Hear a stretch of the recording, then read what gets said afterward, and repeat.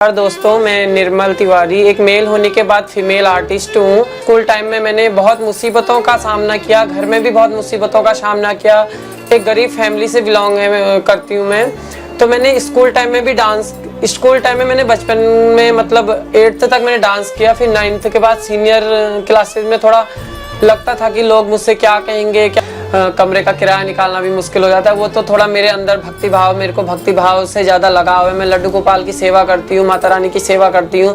तो मैं कहीं पे कीर्तनों में चले जाती हूँ, जागरण में चले जाती हूँ, तो उस सब का खर्चा फैमिली से मम्मी पापा ने, भाई बहनों ने, चाचा चाची ने, हर किसी ने मतलब बहुत ऐतराज़ किया, मुझसे गुस्सा करा, बहुत डांटा भी, मतलब बहुत मैंने मुसीबतों का सामना किया। एक सिंदूर भी लगाते हो आप, ये क्यों?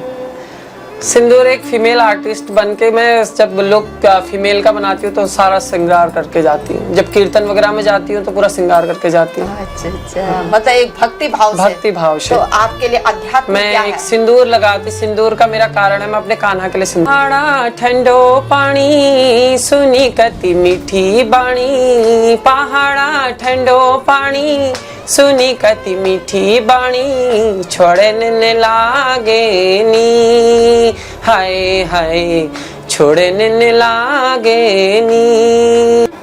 नमस्कार, मैं नीरू भल्ला और आप देख रहे हैं YouTube पर समाचार सच।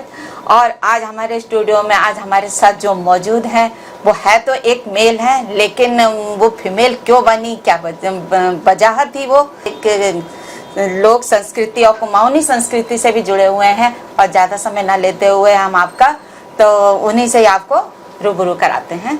नमस्कार। नमस्कार मैम।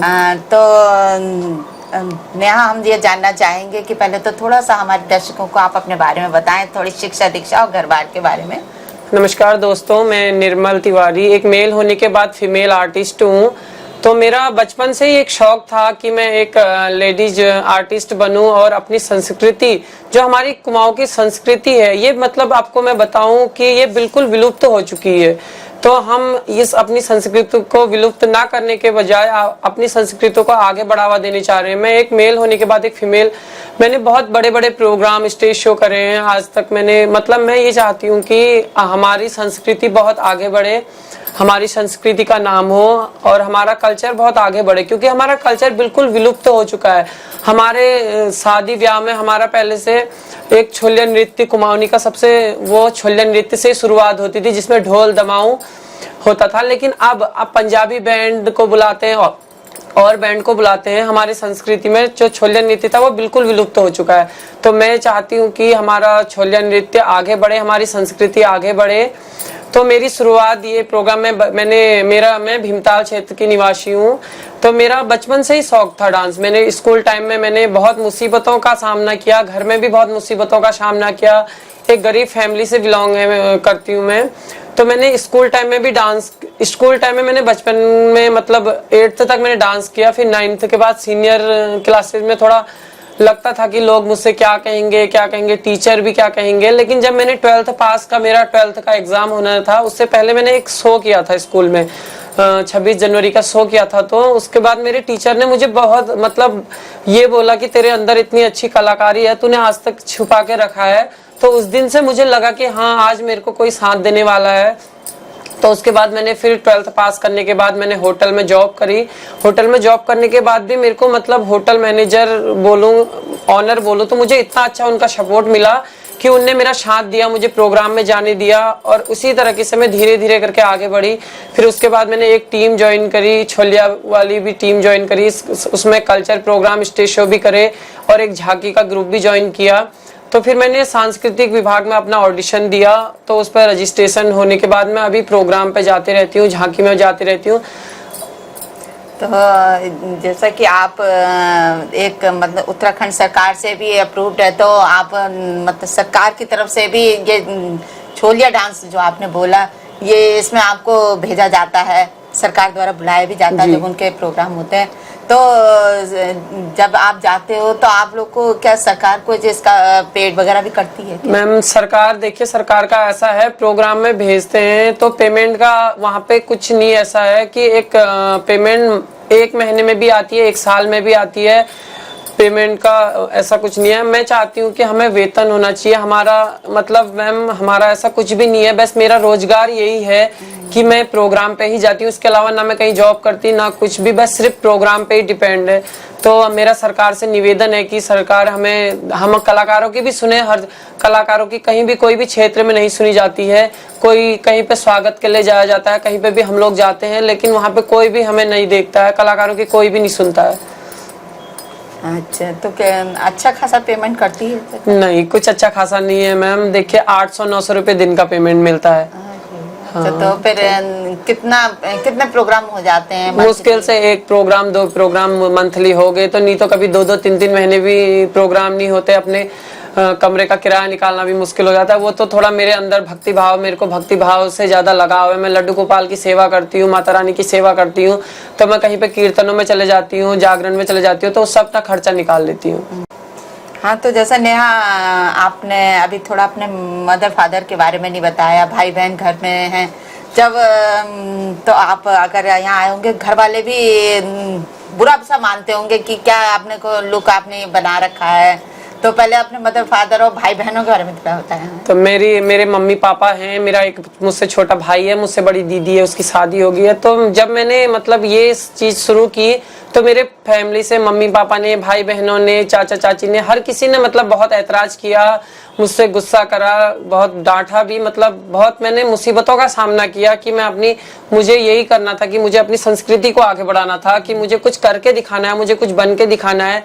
आज जो लोग, समाज ने मुझे बहुत वो करा, समाज ने उंगली उठाई, समाज ने अच्छा बुरा बोला, तो मैं उसी समाज को आज कुछ ऐसा करके दिखाना चाहती हूँ कि जिससे समाज भी कहे कि हाँ, एक आर्टिस्ट के अंदर कितनी बड़ी कला छुपी होती है, वो किस तरीके से अपनी कला को वो दिखाता है। तो मैं यही कहना चाहूंगी कि मैंने बहुत मुसीबतों का सामना किया है, अब मैं थोड़ा अपने पैरों पे खड़े हो गई हूँ, तो बहुत मुसीबतों का सामना किया मैंने। तो ये अब भाई बहन घर में होते हैं तो उनको भी अजीब लगता है कि हमारा भाई है जो भी है, तो मतलब उनको भी लगता है, मम्मी पापा भी डांटते हैं, तो होता था ये घर में? भैया बहन ने भी बहुत डांटा, बहुत गुस्सा किया, मम्मी पापा ने भी बहुत गुस्सा किया। अब कुछ टाइम तक मम्मी पापा ने भी बहुत गुस्सा किया, लेकिन अब मम्मी लोग भी मेरा सपोर्ट करते हैं कि हाँ, तू अगर कोई कलाकारी अगर तू दिखाना चाहता है तो आगे कर अपनी कलाकारी, हम भी तेरा सहयोग करेंगे, हम भी तेरा सपोर्ट करेंगे। तो अब मेरे मम्मी पापा भी मेरा सहयोग करते हैं। तो जैसे कि आपने यही क्यों चॉइस करा कि फीमेल वाला ही डांस क्यों? हालांकि मेल्स के लिए भी बहुत हैं, ऐसा नहीं है। मुझे बचपन से ही यही शौक था कि मैं एक फीमेल आर्टिस्ट बनके, मतलब एक अच्छी कलाकारी में, मुझे डांस इंडिया डांस तक मेरे को जाने का सोचा है मैंने। तो उसी पे मुझे आगे जाके अच्छी अपनी कला प्रदर्शित करनी है, तो मेरे को एक फीमेल आर्टिस्ट का ही लुक पसंद आया था। तो आपके दोस्त में लड़कियां होती थी या लड़के होते? दोस्त लड़के भी होते थे, लड़कियां भी होती थी।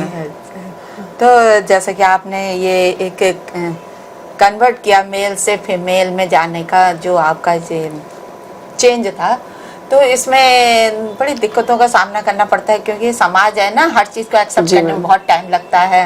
तो जब आप बाहर निकले, तो बाहर जाके, हालांकि लोग तो एक हंसी का पात्र समझते हैं कि हमारे तो चेंज जो थोड़ा सा बदल गया तो वो उनके लिए हंसी का पात्र होता है, और इसमें सबसे आगे जो होते पुरुष होते हैं, वो थोड़ा ज्यादा ही इस चीज को ओवर लेते हैं। तो ऐसा तो बहुत ही ज्यादा हुआ होगा। हाँ, समाज में तो अभी भी मैं घर से बाहर निकलूं तो समाज कहती है, लेकिन मैं समाज को भी इग्नोर करके मैं सिर्फ अपनी कला पे, अपनी भक्ति भाव पे ही मेरे को अपना वो करना है। मैं किसी के ऊपर ऐसे नहीं देखती, ज्यादा ध्यान नहीं देती कि लोग मुझसे क्या कह रहे हैं, क्या कर रहे हैं, तो कोई बात नहीं। बस मैं अपनी भक्ति भाव और अपनी कला को आगे, जो समाज आज मुझे कुछ कह रहा है, उंगली उठा रहा है, मेरे बारे में अच्छा बुरा बोल रहा है, उसी समाज को मैं कुछ करके दिखाऊंगी। अच्छा, मतलब कह सकते हैं कि आपको जो अपनी कलाकारी थी वो एक फीमेल में ही नजर आती थी कि अगर मैं करूंगी तो इसी में आगे। हाँ, तो आज हम देख रहे हैं कि आपकी वॉइस भी लड़कियों की तरह हो गई है, तो इसके लिए भी प्रैक्टिस करनी पड़ी? हाँ, आवाज को तो अभी तो कुछ नहीं करूंगी, धीरे धीरे आवाज हो जाएगी। तो ये जो नेहा आपका जो लुक है, इसमें आपने अपने आप को काफी ढाला है, बिल्कुल महिलाओं की तरह ही कर दिया, बिल्कुल। मतलब एक तो संस्कृति कलाकार अलग हो गया है ना, लेकिन आपने पूरा लुक वैसा ही कर लिया, महिलाओं की तरह ही। क्योंकि मैंने देखा है ना, आप कभी कभी साड़ी भी पहने होते हो, सूट भी पहनते हो, तो अब ये एक सिंदूर भी लगाते हो आप, ये क्यों? सिंदूर एक फीमेल आर्टिस्ट बन के मैं जब लुक फीमेल का बनाती हूँ तो सारा श्रृंगार करके जाती हूँ। जब कीर्तन वगैरह में जाती हूँ तो पूरा श्रृंगार करके जाती हूँ। अच्छा अच्छा, मतलब एक भक्ति भाव से। भक्ति भाव से। तो आपके लिए अध्यात्म मैं क्या एक है? सिंदूर लगाती, सिंदूर का मेरा कारण है मैं अपने कान्हा के लिए सिंदूर लगाती हूँ। अच्छा, तो ये अध्यात्म क्या है? आपको मैं देख रही हूँ कि आपने टीका भी लगा रखा और आप टीका मैं ये लड्डू गोपाल की सेवा करती हूँ। मैं अपने लड्डू गोपाल को, अपने कान्हा राधा रानी को मानती हूँ, तो बस उन्हीं की सेवा में लगे रहती हूँ, उन्हीं के नाम का मैं टीका लगाती हूँ। मैं वृंदावन जाते रहती हूँ, मैं महीने में 1 बार 2 बार मेरा वृंदावन जाना होता है, तो मैं वहीं पे मेरा मन यही करता है कि मैं भक्ति में ही लगे रहूँ। भक्ति जितनी करूँ उतनी कम है, जितनी करूँ उतनी कम है, तो मेरा वृंदावन ही जाने का मन करता है। भक्ति भाव, मुझे कान्हा जी की सेवा बहुत अच्छी लगती है। अच्छा अच्छा, तो नेहा जैसा आपने कहा कि आपको ईश्वर में बहुत ज्यादा श्रद्धा है, तो अध्यात्म को क्या मानते हो आप? अध्यात्म क्या है?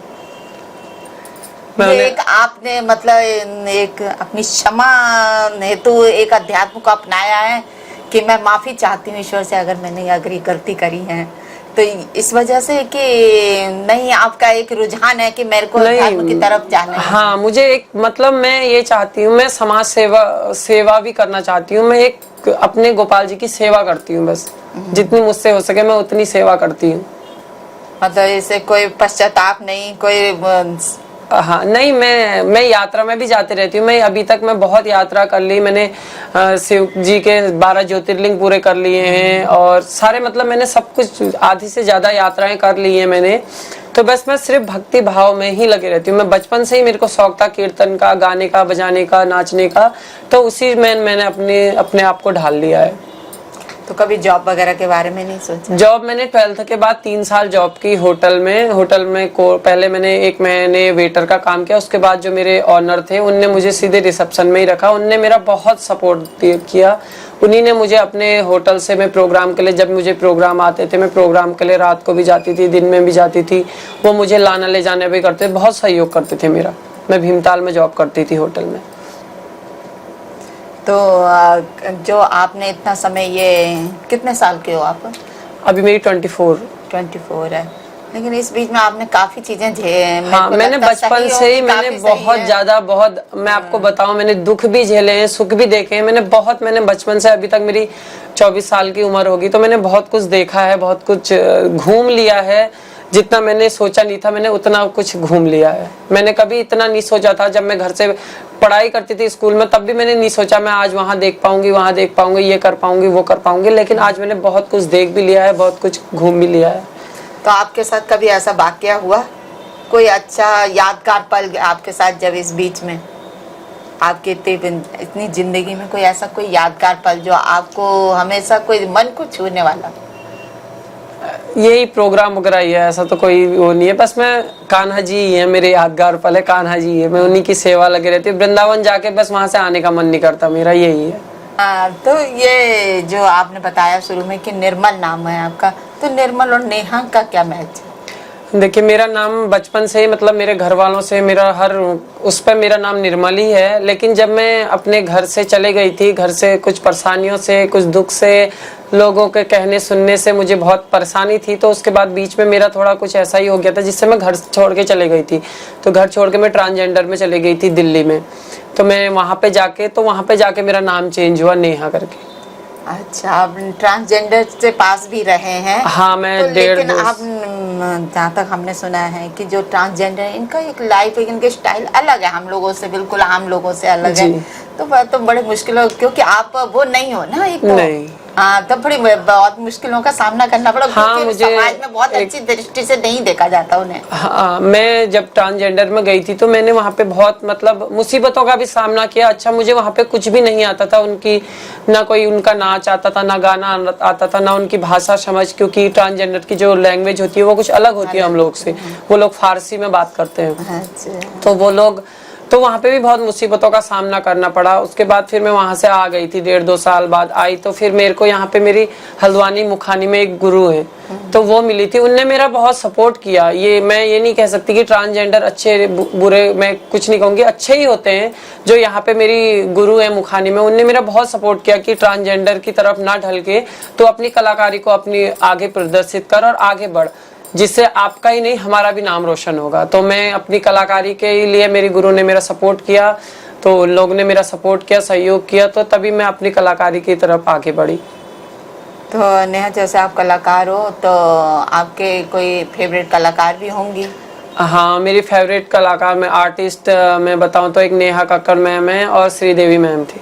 अच्छा। तो मैं उन्हीं को ज़्यादा अच्छा लगता है। और मेरे को मतलब मेरा एक एम, एक लक्ष्य बताऊं तो मैम, मेरे को एक ये तारक मेहता का उल्टा चश्मा है, साथ निभाना साथिया है, इस टाइप के नाटक में जाके मुझे अपनी नाटक ज्वाइन करने का वो है।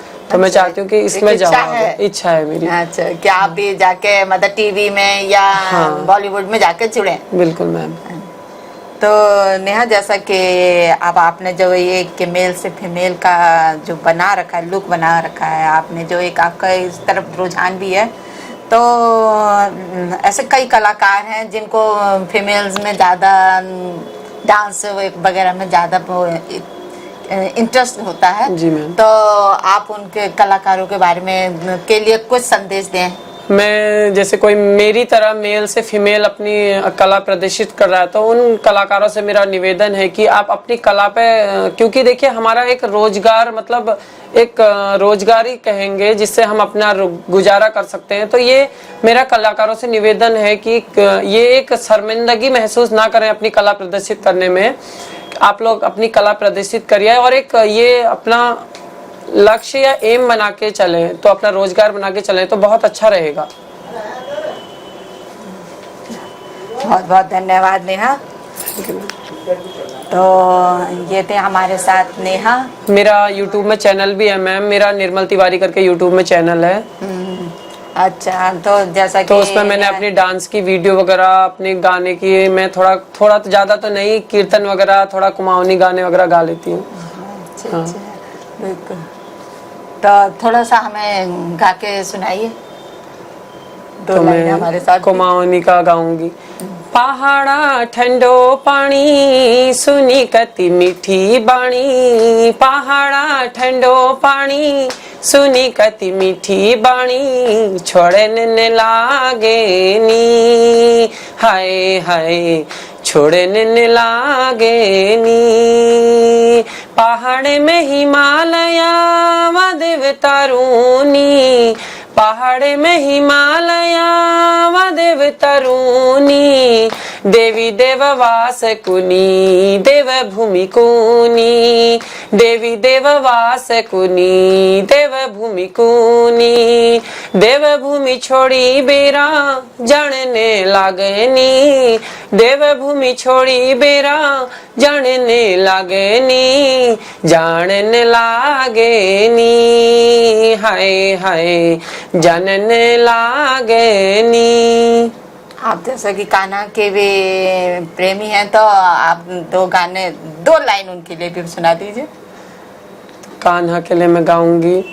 कान्हा आप बसो वृंदावन में, मेरी उम्र गुजर गई गोकुल में, श्यामानी बसो वृंदावन में, मेरी उम्र गुजर गई गोकुल में।